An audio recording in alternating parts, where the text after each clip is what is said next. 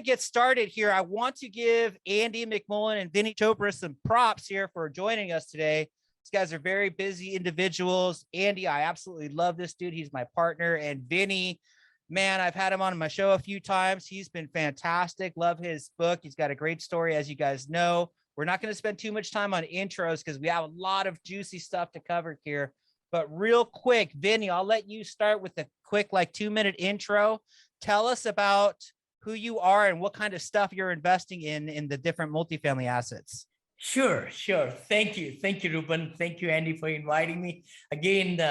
Welcome, everybody. I'm really excited to be, here at this podium. I live near San Francisco in the Bay Area in Danville. Anybody from California here? Anybody? Oh, there we go. Yeah, a little bit about me. I have been able to start from single family into multifamily about 15 years back. And then we graduated from the multifamily. I bought maybe 32 different syndications I did in multifamily. I've sold 27 already. Wow. Amazing. At the peak and everything. The biggest peak anytime I've climbed is the property I'm selling today. It's in Austin, Texas. I bought it for $34,750,000, going for $63 million. Wow. Sure. And I bought it in September 2020 September, and it's less than a year and a half after this one. We're selling for $63 million, $4 million hard money day one. $4 million the buyer wants to give me. Okay, that's with my partner and I. Really excited. I just got accepted on a hotel. I bought a hotel in McMullen, Texas for $6 million just before COVID. We didn't know about COVID. And then we sold it for $6 million. It's going through sale right now. $6 million, $11 million, $850 we are selling. Then I just got accepted on a Candlewood Suites over there for $14 million. So that's something going on right now. I built assisted senior living in Punta Gorda. I was there 2 weeks back. We're going to open the gates in about a month and a half. We have 55 residents already given deposit, $5,000 each, and they're coming in. So we'll be breaking even the day we open. And then I'm buying Cape Coral assisted living also. Insane. My partner and I are buying that. Now, that's just a few things. Vinney, that's insane. But one of the reasons that we love Vinney and have him on here is because in his fund, he's got A-class, he's got development, he's got assisted living, he's got value add, all in the same vehicle, which is insane, like to have that many different sub niches in there. Let me turn it over to you, Andy McMullen, my partner at Legacy Acquisitions. Give us a quick 2-minute background about you, and then we'll jump into the different sub niches of multifamily. Yeah, quick background about me. And actually, I would love to, what I would love to hear is like Vinney's losers. Like, I haven't heard any of his losers yet. I'm sure that there's a couple in there. Andy, I do have one loser. I lost 50% of my investors' money, 50%. Wow. That's the only thing in 39 syndications. So it's not bad, not bad. Wow. Yeah. None of my investors lost all their money ever. That's amazing. Yeah. So I came in, so Vinney has this great story, obviously a great book about he came in with $7. And I was joking with Ruben earlier. I came in with a Ford Escort and a lot of debt, but not quite the story, but certainly kind of starting from below zero, right? And then we kind of started in a little bit in development. I worked as a broker and then a little bit of development. And now we've kind of been building out a couple of syndications on the build to rent side. So I'm really excited to talk about a lot of these different asset classes. I've invested passively in quite a few. And so just digging in from development to multifamily, self-storage, Vinney's got 4 or 5 asset classes in his fund. So this will be exciting. And I'm sure that there's probably a lot of people on this group. I can even just see in the call that there's quite a diverse group of people that are investing in a lot of cool things. So excited to be here, Ruben. Cool. And I'm Ruben. For those of you guys that don't know a little bit about my background, I started raising joint venture capital for small multifamilies back during the real estate crash in Phoenix. And then eventually moved into syndication, into heavy lift syndication with a partner, with some local partners here. Started my show and was asking people, particularly attorneys, how do I put these capital raisers and these sponsors together and make money. And they all said, hey, dude, you got to start your own fund, my friend. So I went off to go launch my own fund when Andy was just like, hey, come partner with me, and introduced me to this whole thing called build to rent, which I was like, I could never sell that. All my people know multifamily value add. And then I started looking at the numbers and was like, hold on a second here. Like, so you're telling me that the capital raisers make this and the LPs can double their money this quickly in 30 months? I was just like, let me spend a little more time thinking about maybe if we should sell this. And in this process, we're looking at raising capital for other people. And we've done so, raised multiple millions for the DeRosa Group. We've taken on some other projects. And what I'm looking at in terms of numbers is our investors make less money when we raise for other people versus when we do development. So development is a key part, a key component of the multifamily sub niches. We'll chat about that. Vinney does assisted living development. So we'll talk about these different kind of sub niches, why people are moving away from multifamily. And why don't we go ahead and get started? So we're going to talk a little bit about the benefits of why somebody would do a value add multifamily. I think this is the bread and butter of the multifamily LP industry that they're investing. They're going into this particular thing and they've been making money for the last like 8-10 years. But what, from your perspective, Vinney, give us a quick rundown on why people love multifamily value add. And then we'll ask Andy to do the same and then start breaking down some of the sub niches. Oh, totally, totally. I mean, Ruben, value add is the name of the game to increase the NOI. And again, whenever I have purchased deals and people like us, they look at if the rents are lower than the market rents, especially when a seller is selling, they don't want to increase the rent. They want to make sure that the occupancy is higher and have a stability in the whole asset so that they could get a good firm buyer to come in, and they might value add 5 units out of 100, like I did 17 units. Well, in this one, in that Austin deal, we only did 41 units out of 308. And now the buyer is going to give us so much money because they're going to renovate the rest of them, right? So value add is the backbone of really setting the stage for increasing the projected income, of course, and then also to be able to increase the NOI in the future. And that's what I've done. I've done C, C+, B minus. Like I said, 30 deals I've done, syndications. And out of that, majority of them were value add in the B minus category lately. But before that, it used to be C, C+. Yeah. So Andy, I see this trend across the country. Syndicators are having a harder time finding these value add deals and competing with 40 or 50 buyers when something goes on market. Tell us from your perspective, what are some of the reasons why people are leaving value add and moving into these different sub niches? Yeah, I mean, from our perspective, so we were kind of doing deals in California, right? And that would basically, you'd see 4 caps go to 3 caps and 3 caps go to 2 caps. And, I think now if you were to compare that to some of the crazy built to rent deals, you'd see, some investors buying those lower cap rates. But at some point it became a little bit uneven, right? So you have maybe what Vinny's talking about, C buildings that would typically have a much higher cap rate, right? So a little bit more risk involved, but you've got basically a better return as compared to maybe something in California, which is a B or A, where you're just, consistently getting some decent cash flow, not very much, it's mostly on the appreciation side.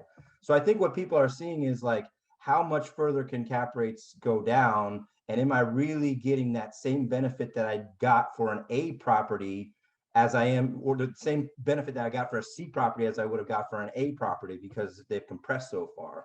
So I think that's probably why we're seeing a lot of alternative investments. And that's part of the reason, in a lot of these markets, I mean, I was looking at some stuff in even Austin, where you've got now the replacement cost and the actual, cost for you to buy a property like that much, much closer together. So at some point you're going to have to develop, but as you know, most people don't have the balls to do it, right? Because they've been hearing for the longest time, if you're the last one kind of playing musical chairs as a developer, you lose it all, right? We talk about, VCs can lose, win, when we're in the real estate game, it could be win, win, win, one loss, and we're just wiped out. So I think that's part of the reason people are starting to look at other asset classes, but they're not necessarily ready to jump in all in on the development piece yet. Okay, real quick, before we start talking about the next one, which we're probably going to do heavy lift, just out of curiosity from you guys' perspective, and Vinney, I know that you're taking like $1 million checks now from people. So I'm not sure that everybody can relate with that. But for the people that are scaling in the capital raising field, what are some of the things that people need to do in order to change their database mindset from value add to some of these other asset classes that you're doing, for example, development or A class? How do you convert the mind? Is it more just like, hey, let's not focus on converting the mindset, but let's just get them to trust and like me so much and be so passionate in my presentations that they'll come and want to invest in me no matter what I do? Are you asking me? Yes.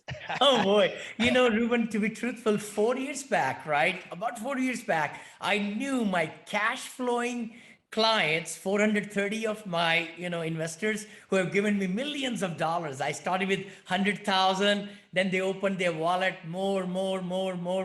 My top clients have now 4 million with me, 4 million, 3 million, 2.8 million, and they've told a lot of their friends. The key thing was that I set the level high. So I wanted them to give 6.5% at 100,000, maybe 7 at 250,000, and then 8% at 500,000. So over the years, I've been able to graduate my investors at a higher and higher level and deal with smaller number of them for each of the acquisition. So for development, when I went into senior living, assisted senior living development, let's just talk about that, ground up, I had to set my mind right first to say, it's dirt, and the dirt does not give cash flow. So I literally designed pictorial drawing. When I was just telling my investors, I've got this really great thing, but you will get no cash flow for first year. It's dirt. Second year, we're going to now start leasing it up. So don't expect much cash flow second year either. But third year, yes, we'll give you this much percentage. So by changing their attitude, now what I've done is 5 developments so far in the last year and a half, but the new plan is totally no cash flow. What? Totally no cash flow at all until the third year, but then they can do 1031 into my next project. And then after 3 years, they can do next project and next project like that. So we are able to give now 16% per year. So at the end of third year, they get 48%. Their 1 million becomes 1,480,000, but they have a choice to take that out or they reinvest into my next project. Now, after 6 years, their money is 2.016 million or something from 1 million. And then 9 years and all that. But the good part is that I give them cost segregation loss of 500,000 in the third year, another 500,000 in sixth year, another 500,000 in 9 years. So I give their whole money back in losses, plus give them 324 million, 3.24 million at the end of 9 years. So that's the thing is, you got to sit in the shoes of the buyer or the investor and then figure out a way which is going to appeal to them, right? Yeah, so that's my new brain. I don't know. I'm sure some of you have already thought about it. It's not that rocket science, but the big thing is, with the developments, you got to make sure that they are really understanding, and it's not going for 6 years development. See, investors didn't want that. The other thing when I did the survey, they said, Vinney, where are you coming in the picture? So I told them, we'll spend our money for 12 months to buy the land, to do the permits, to do everything, to get all the construction loan and all. When we are ready to put the shovel in the ground, that's when I need your money.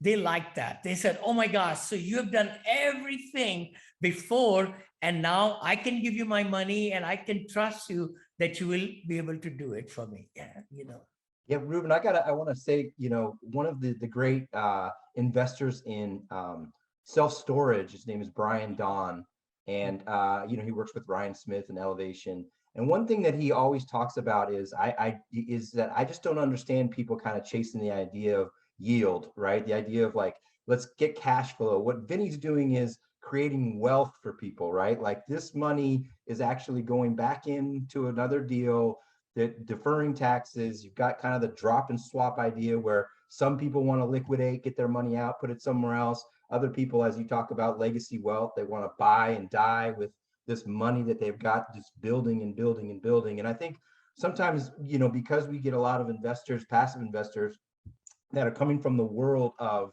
stocks and bonds and IRAs, sometimes they think, hey, what's the best way that I can collect yield? If they can change the mindset to think about real estate in the sense that it's appreciation, depreciation at 40, 50%, plus the loan pay down, plus the hedge against inflation, right? All of these plus the cash flow, you think about that as in its entirety, then it's a totally different animal in any asset class. Like, the people in self-storage would say, well, yeah, and multifamily, you don't have to deal with the tenants and the toilets and the trash, but you still have, I can't remember who, I want to give them credit, who said that, yeah, that's true, but we still have to deal with the gates and the garbage, right? And all the stuff in between, right? There's kind of negative, disadvantage. There's disadvantages to every asset class, but the idea comes back to, can I get that money in and can it build wealth consistently? And whether it's a 15% IRR or 20% IRR, if you're doing that while you're saving money and you're not burning that money on your mattress or your equity, through inflation, then ultimately you're gonna win. Fascinating. So my wife I told her that we were doing a webinar series today. It's going to be our first one. And she's like, what are you going to talk about? And she does not speak the language of real estate. She's from Mexico. She understands the concept of wealth creation and passive income, but she doesn't know anything about real estate. She's like, what are you going to talk about? I'm like, well, there's these different investors that like asset classes for specific reasons. She's like, tell me more. I'm like, well, in value add multifamily, you're essentially trying to change the net operating income by lowering expenses, making remodels, et cetera, in that space. Now, if we're talking about A class, typically people are moving into that space because they want cash flow from day one. Typically A class is much of a lesser value add play, although you are looking for some of that in your operations to see if you can change management, lower expenses, make some slight remodels, and then cash flow along the way. But you can't do that when you're getting into development or heavy lifts. So why would somebody want to do a heavy lift? She was asking me. I was like, well, the reason is because if they're spending $15,000 to remodel these units and refurbish them, well, they can make a big back end spread. And some people don't care about the cash flow. They want that big, juicy equity position at the end and share in those profits. Whereas, and I'll ask you about this, Andy, whereas somebody might want to go into development for an entirely different reason, because there's a huge trend. You can sell these things off at very low cap rates. The renters like to live in places that they can feel as a home, with a backyard and a driveway, and with technology implemented in some cases. But from your perspective, what are some of the reasons why somebody would invest? And you can break down a couple of these niches, because I don't think we're going to have too much time to break each one down at a crazy high level. But why do some investors like these different asset classes? What are the benefits of investing in each? Yeah, well, first, like from the built to rent perspective, if you just kind of look at it from, hey, here's where the smart money is going. This is kind of the trend. And if you think about Wall Street kind of controls maybe 55% of the multifamily, community. Basically, all those properties, 55% are owned by Wall Street, big firms. In the single family, the size of the square footage, the size is relatively the same, but only about 2% is owned by the Blackstones of the world. So part of the reason is that's new in the sense that no one figured out how to manage, properties from different counties, right? So Blackstone comes in, they buy 80,000 homes, but they got them all over the place. So eventually people started to figure out, hey, why don't we just build them right next to each other and manage them like pulled apart or horizontal multifamily. So now we've got the economies of scale, but we also have tenants, or what we call residents, that would much prefer paying $200 more to live with a backyard and a doggy door and detached space than they would with somebody on top of them or below them, right? So that's kind of it makes sense when you think about it, right?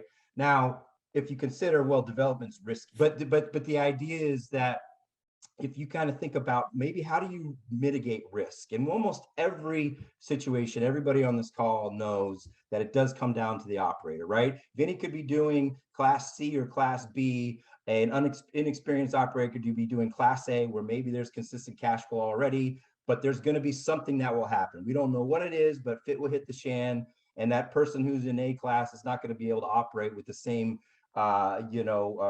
skill that Vinney would. But from the perspective of the built to rent, if you just kind of think about, well, let's say I want to buy an 18-acre site and I can build maybe 150 to 160 pulled apart horizontal multifamily units. They're all the exact same interiors, 3 2-bedrooms. They got different exteriors, different kind of what we call elevation. So they look different from the neighborhood, but they've got the walking trail, the dog park. That's a much more kind of desirable place to live. But if you think about it from our perspective, let's say that the supply chain issue becomes, problematic, or let's say that, people aren't really willing to buy 100 to 150 unit complexes. Well, they're all individually platted. So we've got some versatility where we can chunk them down into groups of 10, sell them to, Angel and her groups, or 20 or 30. So the exit strategies are a little bit different. So I think what it comes down to is how can we mitigate risk as much as possible. And in the case of the recent development, I'll just give a quick minute on it. We bought, a 12-acre site, 98 units we're going to build. We built 8 already. We already own the land. We already had the loan in place. And like Vinney said, we went through all the entitlement process. And then by the time that we take that out to the investors, we say, hey, look, we're about to stick the shovel in. Maybe after we've got 4 to, so I think we had 6 at the time already built out. So we already know what? We already know how much our costs are going to be. We already know what our rents are going to be. We already know what the demand is. We already know how long it takes us to build them. So in that particular case, it shouldn't be categorized in the same way that a risky development should be. It should be closer to, if there's kind of a gradation in between the heavy value add and the development, it should be somewhere in there, because we're not completely going in blind. So maybe that kind of gives a little bit color on that asset class as it pertains to. Cool. So the developments that you're doing, Vinney, are slightly different. They're not built to rent that I know of, but you're doing assisted living development and possibly some other types of development. Tell us a little bit. Rent, by the way. Are they built to rent? So assisted living built to rent. Yeah, exactly. Fascinating. See, the thing is, because as you know, silver tsunami, right? Everybody's hearing about it. 10,000 baby boomers are turning 65, and maybe 6,000 per day are in the 70s, and 4,000 per day into the 80s, all that, right? So by looking at the trend and the demographical shift, about 4 or 5 years back, I started looking into it. I'll be 70 this year, right? 70 in August. So I thought, what can I do for the next 10 years, which can really get me more passionate about? And that's built to rent senior assisted living. So now I'm going after serene locations and lakes and ponds and golf courses where there are no jobs, which I've been chasing jobs all 14 years, but I don't need jobs anymore. These are the retired communities. I find the 5 to 7 acre of land right there. Entitlement, we go through the entitlement. So by the time I'm done with it, I buy for 600,000, 7 acres, let's say. It's worth 3 times already in about 9 months, right? And then I take the loan, and I have my own GCs, my partner and I. He's built over 30 of these. So that's why I'm feeling so good that we could build them in 11 months. Like Punta Gorda site, we built 69,000 square feet of 94 units with dining halls, of course, the theater in there, library, billiard rooms, sunrooms, and then we have spa and salon, everything, right? Everything all done for about 16 million. What? 16 million for the whole development. And it's 94 units. But let me kind of share with you now, what is the potential of the rent? Rent starts at $4,300 a unit. And it goes with the care of service. In the memory care side, it's $5,500. So the same apartment for one unit, which is going to get $1,100 or $1,200, in the senior assisted living and memory care, it goes for $4,300 to $5,500. So for the same small cost of development, the revenue stream is so high. That's how we are able to make, really tremendous benefits for our investors, right? We could give them a tremendous returns. So it's built to rent. It is built to rent. Fascinating. So keep an eye out, guys. I just did a show with Vinney where we talked about this for like 50 minutes or something like that. So if you want more information about that, check that out on the Capital Raiser Show or reach out to Vinney directly.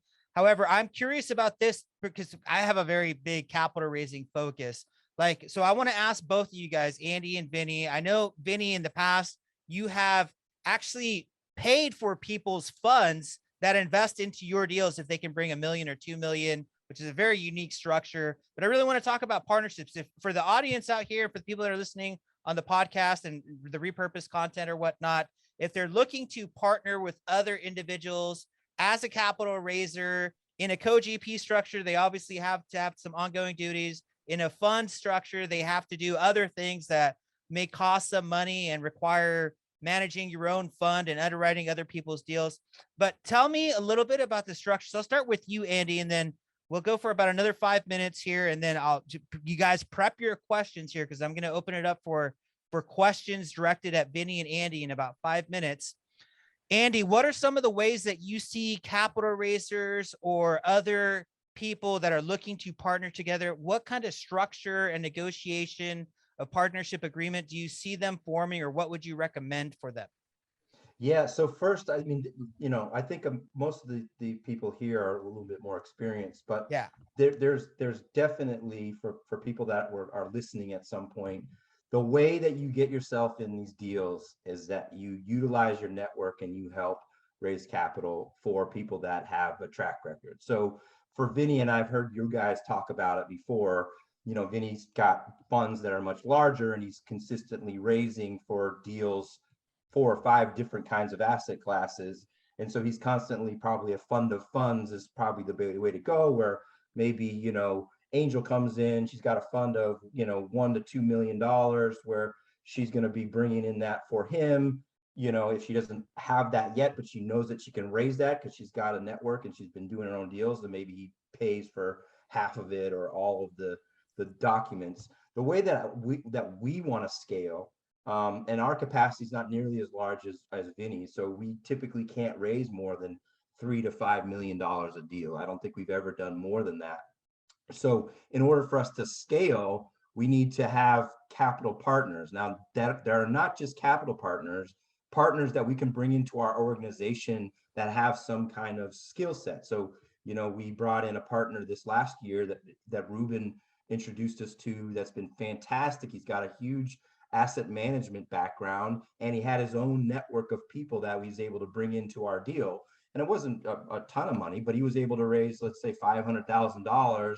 And now he's basically on the team. He can kind of help us with some of the boots on the ground, some of the systems in place. So in order for us to do, we have 3 more deals for the built to rent side. Each raise is going to be about 5 to 7 million. So we're talking about, in the next, 2 quarters, we've got to bring in 15 million. We don't have that capacity yet. So there's people out here that are incredible at what they do, that do believe in our track record and some of the systems that we've had in place, and that have conversations with people that have raised with us before, right? So they're not coming in blind. Some of the people that they trust and respect. I can kind of tell them, hey, what's it like working with legacy in this regard? So that's kind of the way that we want to try to build it. And I think the one thing I just want to add, Ruben, is with the way that we structure the built to rent deals, after we give them, our investors a 15% IRR, then everything above that is split 50-50. Okay, so that's like a typical waterfall. So when you think about it from the capital raiser perspective, if we do what we think we can do on these internal IRR deals that we do for the development, it's a little more lucrative for a capital raiser who's raising for our projects, as opposed to maybe another multifamily project where they're getting a piece of the acquisition, a smaller piece of the acquisition, and smaller piece of the back end. Okay, so Vinney has the Multifamily Academy. I'm curious, when your students ask about this exact same kind of situation where they want to partner with other students in your academy, they want to, focus on the capital raising stuff particularly, and maybe do some other duties within that. Some people are very focused on, I want to have my hands dirty and get wet, get my hands involved into the asset management or the construction management or the acquisitions or the acquiring of properties. But specifically to the capital raising partners within your academy, if they're looking to do a joint venture or work together in some capacity or join an existing fund manager, do you have any advice for how they should structure, or maybe if they even want to invest direct into your deals, what a capital raiser might do and what a partnership would look like with you? Sure, Ruben. In my academy, we provide everything that I've developed over 15 years. So we have so many great PowerPoints and educational brochures that we have put together, and not only, I've been doing it for 7-8 years now, almost, I don't know, close to 1,000 students who have gone through it. And people are paying me now $40,000. I can't believe it. Just to teach them for 6 weeks what I'm doing. And I've taken only 2 students I take at a time. But the key thing is that, raising money is not that hard. It's not hard. It's the thing is how do you portray, how you reach your circle of influences, what I teach, right? And then you're able to present in very great fashion the gist of the program, which is what the benefits are. Of course, everybody has got PowerPoint presentations, but you got to really come out from the perspective where they're coming from and then how much, and go for the higher ticket. Don't go for 25,000 or 50,000. Go for 100, 200, 300. How would you do that? By getting good, solid feeding from the, like in the funnel, rich people. Now I'm getting into multi-millionaires. So my ticket right now is $1 million, million or $500,000, no less than that. So that way, I just was Sarasota. I raised 16 million in one presentation, just in one presentation. So I think what I teach in my mind, in my academy, is just take the limits off. If I can get their mindset right, they can do anything and they can raise millions of dollars, literally. The big thing is we just don't feel comfortable, talking and harnessing and getting to the bigger high net worth people. That's one thing. Second is to be prepared with the full presentation, which is very, what's that called? It's educational, but at the same time, it's very focused for them to come to decision and showing the deals that we have, because, we do have a great track record. So that helps. Yeah. Fascinating. I'm going to open it up for some questions, see if they can either stump us or if they want to know about any particular aspect of the capital raising or the different multifamily asset niches. So does anybody have a question for Vinney, Andy, or myself? I have a question for Vinney, but I'll open it up to the group first, and then I'll save mine. I've got a question. Spikes in interest rates and inflation. That's what we're all dealing with all day, every day right now. How are you adjusting, Vinney? To be very truthful, with the interest rates getting higher, what is going to really hit the pocketbook is going to be single family buyers. Look at that way, right? As the interest rates go higher and higher, hopefully, our rental industry, we don't have to worry about at all, to be truthful. I mean, we have so much shortage of apartments, and with the three tsunamis that I talk about always, millennial tsunamis, 77 million people, who want to really get and, out there in the renting space, remotely working, to be in B class assets, apartments. They don't want to buy. They don't want to do the backyard taking and all. So that's one thing. Second is the silver tsunami. Third is the immigration tsunami. So I think we should not worry about it. I remember when I bought the deals at 6.5%, interest rate. All it's going to do with the increase in interest rate, the sellers like me and others will lower their prices of sale. I mean, everybody wants the top dollars, right? So it's going to put downward pressure on, there is a softening of the market coming where the prices will go down a little bit, which will be better for us, syndicators. I think the sellers are in a seller's market. It's going to adjust it a little bit. The cap rates will increase, and with the interest rates rising, but we should be fine. We should be fine. I mean, with the whole scheme of things, our inflation is here, 6.9%. So, discretionary income and everything, but everybody needs a roof over their head. I just feel like, I don't know how you feel. I mean, I wrote the book, The Positivity Brings Profitability and everything. The key thing is in the mindset, I always say there is a way, whether things are going up or down, there is always silver lining. Yeah, got it. Good answer. Thank you. Thank you. Great answer. I'd love to have you on my podcast sometime, Vinney. Oh, I would love that. I haven't gotten the courage up to reach out to you. Oh, I've no, never had. come on. Anybody on this call, anybody listening, please send me, your invite. I would love to be on your podcast and let you come on mine. That'll be amazing. I love it. Yesterday, I was with Ken Walls. Oh my gosh. Amazing personality from Columbus. And he's, interviewed Grant Cardone and Mark Victor Hansen, Chicken Soup of the Soul, and all of them, and Ruben. So many times we were discussing yesterday, we think that we cannot approach high-profile people, but that's not true. High-profile people are very reachable. It's amazing.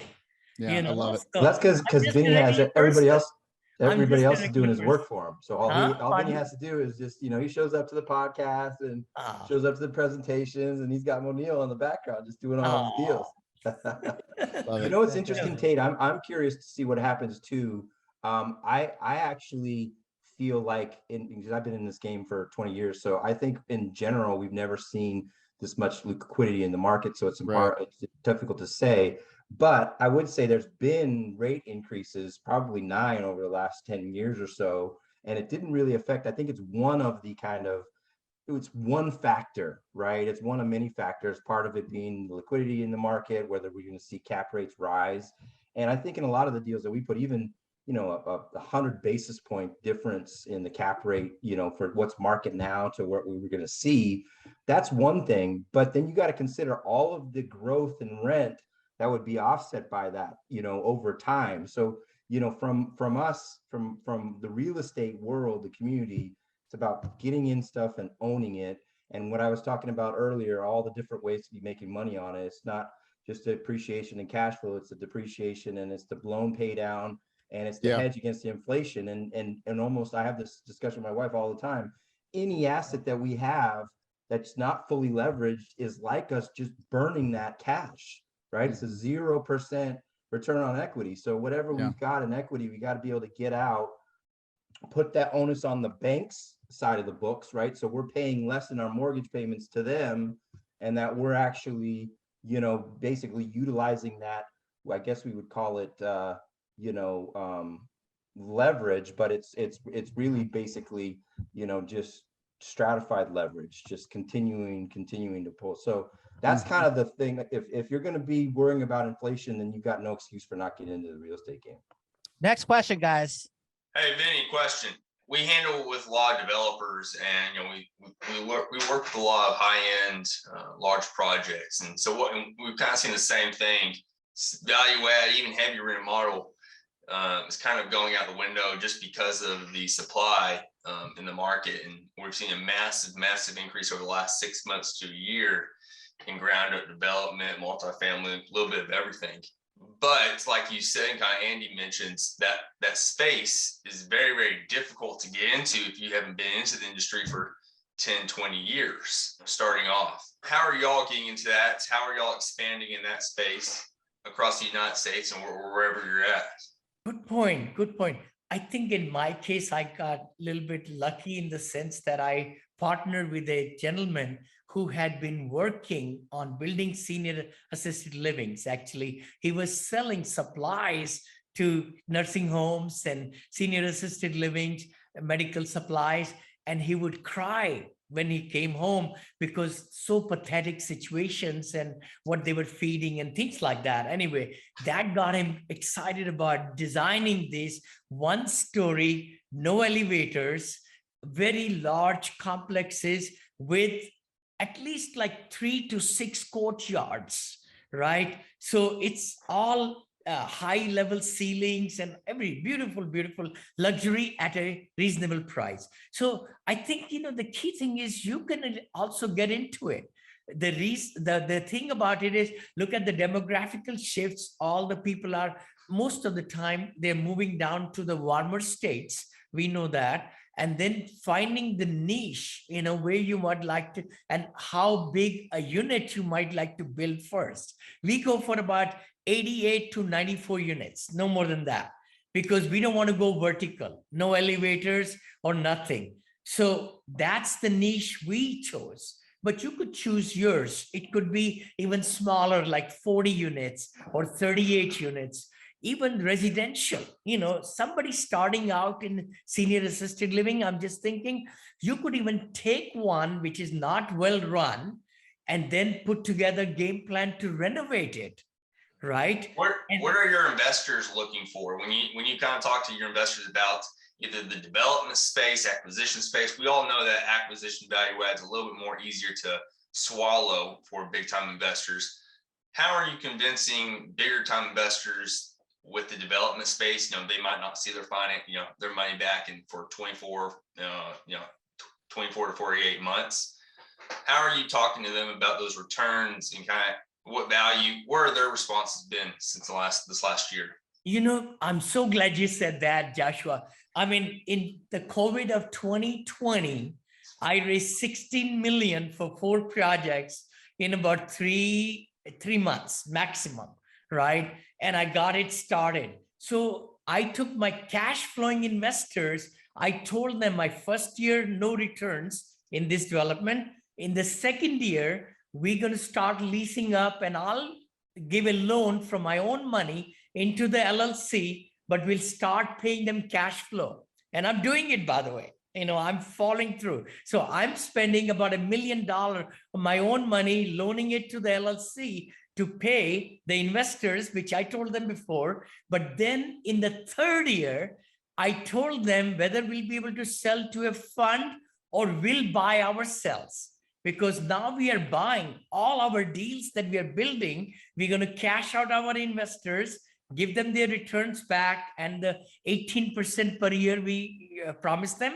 So, that will be given back. And then you also asked me I got confused. Okay, how to change their mindset? Now my mindset is what? I am looking for investors who don't need cash flow every quarter. I've been paying every quarter for the last 16 years, 15 years, but I don't want them to invest with me if they're relying on livelihood or living their lifestyle by getting that quarterly cash flow. So that's a mind shift. And now I'm going after those. That's it. So the investors have a choice whether they want to come on board or not. Then I even went a little bit higher in the last 6 months. I said, who are the people who don't need cash flow? They are richer people. So we designed a whole PowerPoint on ultra rich. So we call it ultra rich. And they are the ones who are multi-millionaires. And they are the ones who I met, by the way, in Ritz-Carlton at Sarasota. One of my friends invited me to his whole group, and I was able to raise 16 million commitments. Nobody's given me the money yet, but they are fully on board to give me for the next 4 projects of senior assisted living. I sold out. I don't even have them yet, But the thing is, it's the mind shift, Joshua, and you can really do it because you just tell them first year, second year, nothing, but third year, you'll get your money back, or you will be able to put it into another project, just like I mentioned it. If anybody needs that PowerPoint presentation, I would love to send it to Ruben. Oh, sweet. Huh? Very cool. Joshua, I got to say something about that too, because I think, most of the money that's going into development right now is through funds. It's through basically people that cannot do what you do, right? So they're kind of sitting on the sidelines. They're going to wait for a smaller developer like us to do what we do.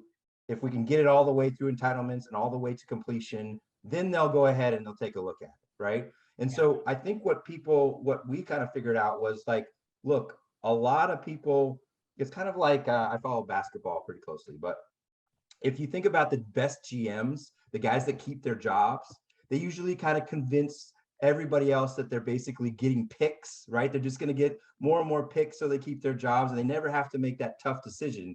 Because if you pick the guy that no one would have thought was going to be a good decision, then you're going to get fired, right? Because if that wasn't the kind of, that wasn't kind of what was accepted, right? And I think that's what a lot of larger markets are like. Like these fun guys are saying, well, I can go to, Austin or Phoenix, and I know that if that falls apart, I know that that's what my partner in crime would have done. So I'm going to keep my job. But I think if you can figure out that niche, as Vinney's saying, and find some of those markets that are not as, well known, or sizes that are not well known, and actually get it to a finish line by maybe partnering up with somebody, now you've got money pouring in. And that's kind of what we saw, right? We were picking some maybe secondary and tertiary markets. And then what we found was, oh yeah, now it works and it makes sense. Now we can get investors to come invest with us. So it's gonna take some, some work from your end, but I think if you go with the partnership and pick a niche area, I think that you're going to be in a good spot. And one more comparison here, if you're considering the differences between multifamily development, vertical development, I'm talking about 4-story buildings, garden style buildings, whatever. When you compare that across the spectrum of what is it like to develop build to rent, it's interesting. When you're doing build to rent, you're doing maybe 10 or 20 units at a time, and you're leasing them up as they're being built. Whereas if you're building vertically, you have to wait until the entire building's built, and then you got to give away concessions, and you got to get, there's a lot of loss in the beginning because you're trying to just get them to fill up the vacancy. Whereas with build to rent, they're filling as they're being built, and you can start cash flowing much sooner than you could in that type of development. Well, the other thing that I think is worth saying, and it applies to Vinney's as well, is churn, right? The idea in multifamily is maybe tenants are staying, residents are staying a year, right? And where most of our profits usually start to dwindle is when we've got to turn a lot of units, right? We've got to upgrade units, we got to do renovations, we got to do fixes. In our businesses, in our respective businesses, people that rent there are typically staying there, and they're staying there for I'm not sure what the numbers would be for Vinney's business, but for our business, it would be, maybe it's an 18-month average term for a multifamily resident, as opposed to a 30, 40, 50-month term for, so there's a lot of profits. You think about those 40 to 50% expense ratios, you're not seeing that in the development. I want to survey the audience real quick. Would you guys prefer to do one breakout room or hang out here and continue to ask questions to Andy and Vinney? Let me know with the thumbs up if you want to stay here. Okay, so I see a couple thumbs up. Anybody? Okay, so let's keep on doing this. It seems to be very fascinating right now. We got access to Andy McMullen and Vinney Chopra. What kind of other questions do you guys have for Vinney or Andy or myself? Well, can I ask Vinney something? Because I think we're a lot of capital raisers on the call. It would be cool if you wouldn't mind maybe just deconstructing a little bit on, how you kind of started from this, maybe in this area where we are, and that smaller capacity to kind of build. And I know a lot of it you're going to mention is mindset, but maybe just break it a little bit more granular. Like, I'm going to go to all of the billionaire conventions, or I'm going to get in rooms with wealthier people, or I'm going to buy a place next to my friend Bob Myers in Danville, whatever that is, whatever you're going to do, like to give us some kind of insight on how you did it. Because 8 years is not that, when you think about it, where we were 8 years ago, that's not that far away. I mean, we were just kind of coming out of the recession and really people were starting to build stuff. So thank you, Andy. Thank you. My first company I started in 2007-8, but then we closed that company down. My new company, Monil, was started end of 2014. So you're right at about 8 years is the Monica and Neil company together, But I think to be very truthful, what has happened right from the 14 years back when I started building my clientele of 430 investors, they are very rich people, to be truthful. They are attorneys, they are entrepreneurs, they are doctors, and then their children are very rich, and they are Silicon Valley people, all that. That has helped me a lot. I mentioned in the beginning, I think our top investors have come close to 4 million with me, 4 million from one family. So they are ultra rich already. And then, 3.6 million, 2.7 million, again, in a lot of them in the 1.5 million. Anyway, so this whole circle has been like that, right? But when I talk to them to refer me other people, see, that's the thing. How do they associate? Are the people in their same status level? Their families, their friends at work and everything. So the recommendations I get are also rich people. Now, let me take you to the second spectrum. I feel like, okay, who are the influencers who have masterminds with multimillionaires? Okay. So essentially, about 3 years back, I got into the fold with Tony Robbins. Tony Robbins, business coach Luke Wren. He's a good buddy of mine now for the last 3 years. And he's the one who invited me to Sarasota Ritz-Carlton. It didn't happen accidentally, but we've been talking about it, how we could bring some great generational wealth for his ultra rich people to diversify, right? So we had meetings, Luke and I, to design a system. How can we approach them with all the benefits of taxation and this and depreciation and no cash flow, all that. So that's why it all happened after when I went there 2 weeks back with my daughter, right?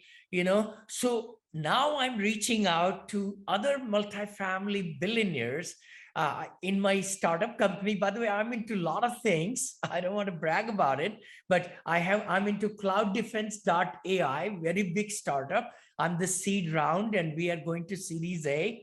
I have 5 billionaires on that advisory board of that company. I'm into cryptocurrency big times. My son is very much into it. We are into that one also. Hotels, my other partners with the hotels, we are going big. I just got accepted for the Candlewood Suites. We're looking at a Courtyard Marriott right now, all that. And then storage units. I love storage units. So that's my other niche that I had a big meeting on Monday morning for 1.5 hours, cold storage unit development. What? Building it within 9 months. And it's got so much demand for it. It's amazing. Anyway, so, diversifying is big. So when you are talking to lots of, people, don't ever think that people have limited amounts in their pocketbook. See, many times we just go for the smaller number and our investors give us smaller numbers. So I would really, challenge everybody to start doing a 3-tier investing. What's 3-tier investing? At 100,000, you get this much return. At 250,000, you get this much, or 100, 200, 300, you could do that way. But do tier, I started doing it 5 years back. Literally, my investors started opening their wallet more and more and more, just because they wanted that extra 1%. It's amazing. It's totally amazing, So I'm just saying, I know I told my daughter lives in the city, San Francisco. I said, honey, let's join some multi-billionaires clubs over there. Why not? Right? I mean, right there. So in the Silicon Valley, there are some very high caliber clubs. And then we got some in San Francisco. So they're all around us, right? Yeah. So Fascinating. we seek out the answers will come back. I really believe in that. The law of attraction, the secret, the whole bit, right? You send that signal out with more commitment, more excitement, and more purpose, and people will come into your fold left and right. I mean, it just happened with Ken Walls yesterday. And he's got so many he will get Mark Victor Hansen on my podcast. I'm just a small guy. I thought so, but no, not really. So I think it's all you can build with strong people. And it just one thing gets to next, Yeah. Rock and roll, guys. Hey, Vinney, are you able to stick around, or Andy, are you able to stick around? Or you want to hang out a little bit longer? My trainer comes at 11:30, so we still have 10:59. Yeah. Okay, cool. Who's got another question for Vinney? If anybody needs to drop, we'll see you on the next one. It should be about a month from now. But for those that want to stick around, you have carte blanche to ask Andy and Vinney anything that you want. And I'd be curious, we got a lot of capital raisers on the call. I see Bethany, Tate, if there's any perspectives that you guys think we should maybe just kick around, because I'm always fascinated what's new trends, what's working. That's kind of why I was curious about how, just deconstructing what Vinney's doing. Now, as he's talking, I'm wondering if he has like low moments. Like, I'm wondering if he ever has like that moment in the morning when he's like, I just don't want to do this today.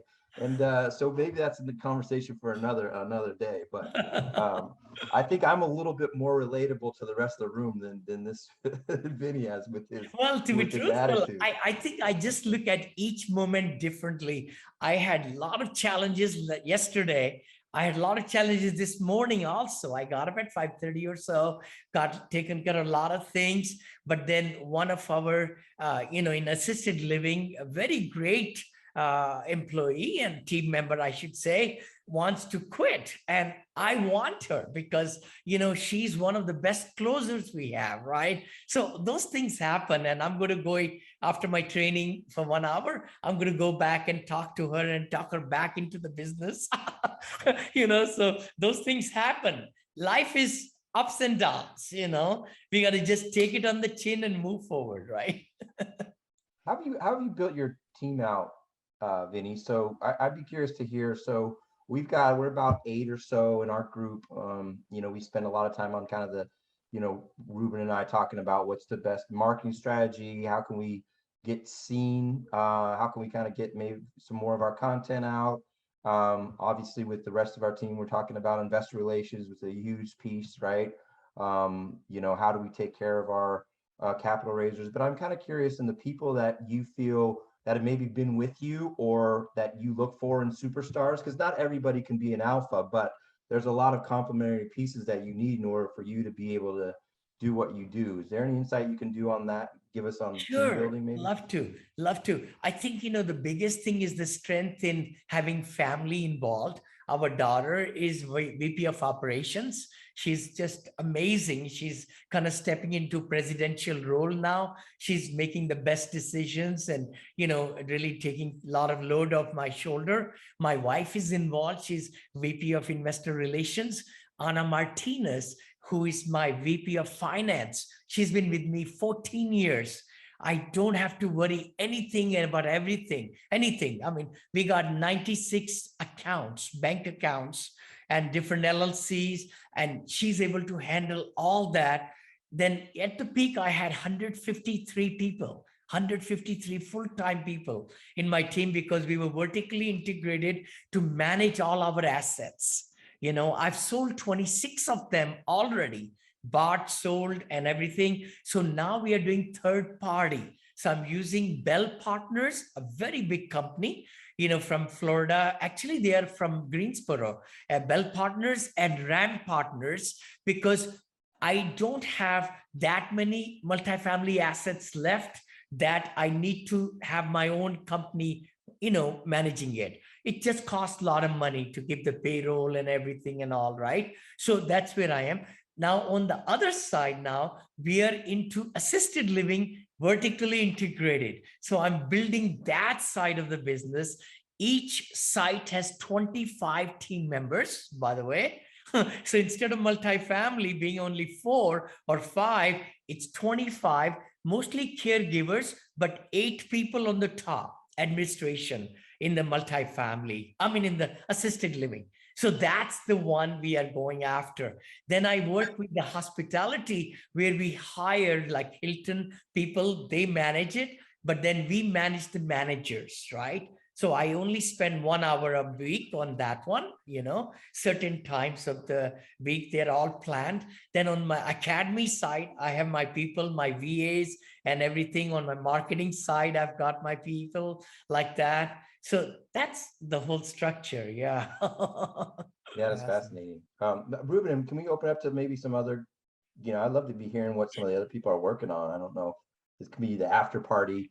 I know we're kind of figuring out your structure, and certainly it's your show as much as my show. I mean, friend. I just had so much fun today. I just love the idea of kind of Vinny bringing the energy and hearing what people are curious about. But I am curious, like Julio and Angel. We've got a few minutes. Maybe there's kind of things that you're running in your business that we might even be able to deliver some insight on. Yeah, Julio, I'm why just don't you start? What have you been working on?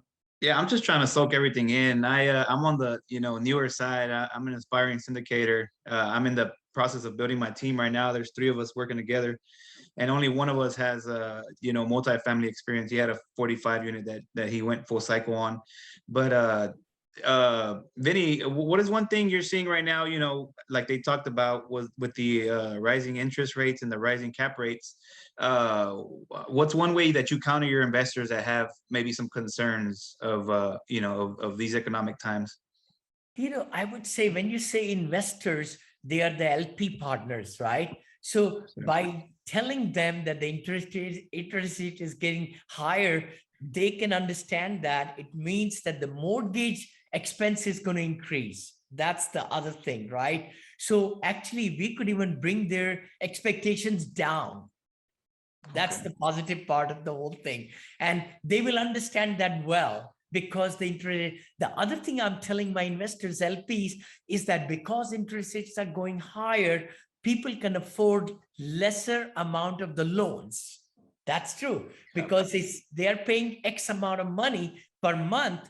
Now, what will that do? Ripple effect is the seller's market. The sellers are like me. I'm selling one property for 64 million or something in Orlando, Bentley, and I'm selling this one for 63 million now in Austin, right? My expectations were way high. When I did the best and final, it went from 60 million to 63 million in the best and final, 3 million increase in price. I can't believe it, so the expectations will be lowered. And I think that there will be some softening coming. The prices will, if the interest rate goes 4 or 5 times more, I think just 1 or 2 times, maybe not. I know some studies are saying, and some reports, it might go 0.5 basis instead of 0.25 basis for the next one.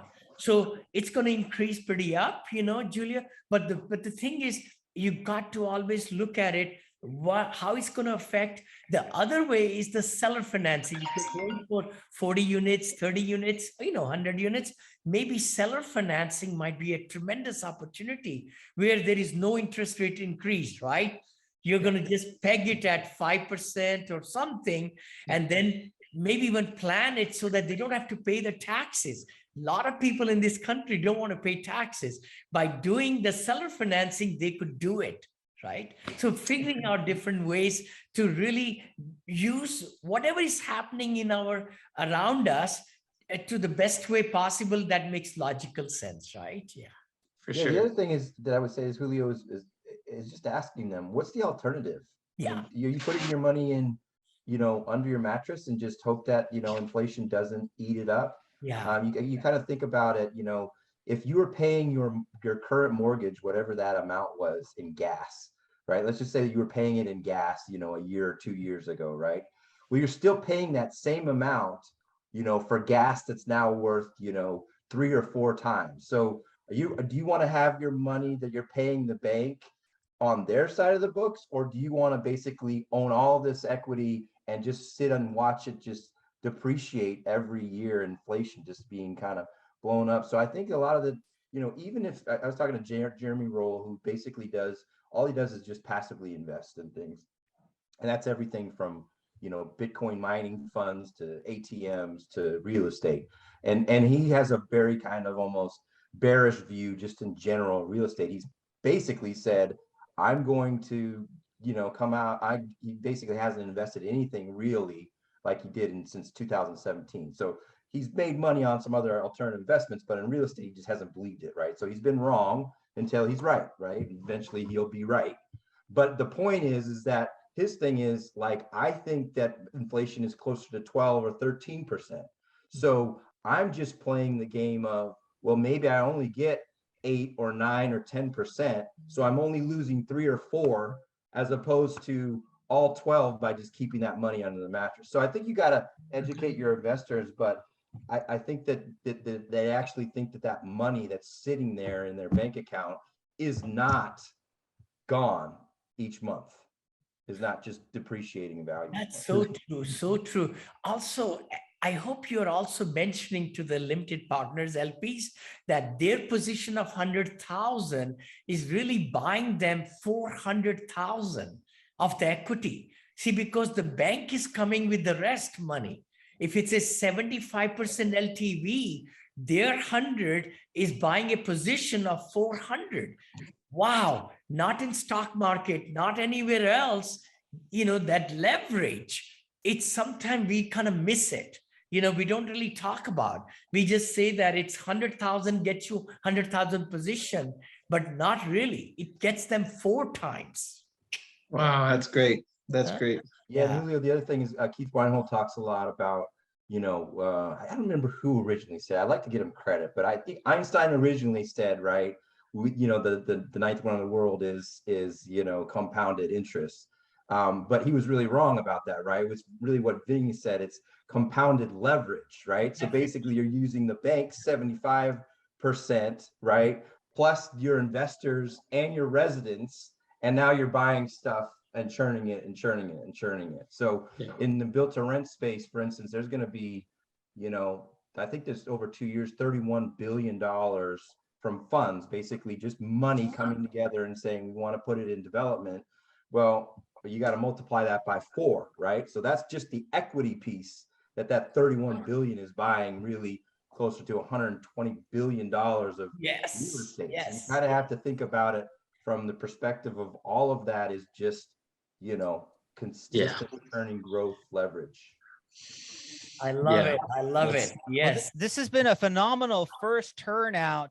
I'm not sure we've never done anything like this before, so we're really excited. I want to say thank you to all the participants that came, brought their energy, brought their questions, to Vinney and Andy. This has been phenomenal.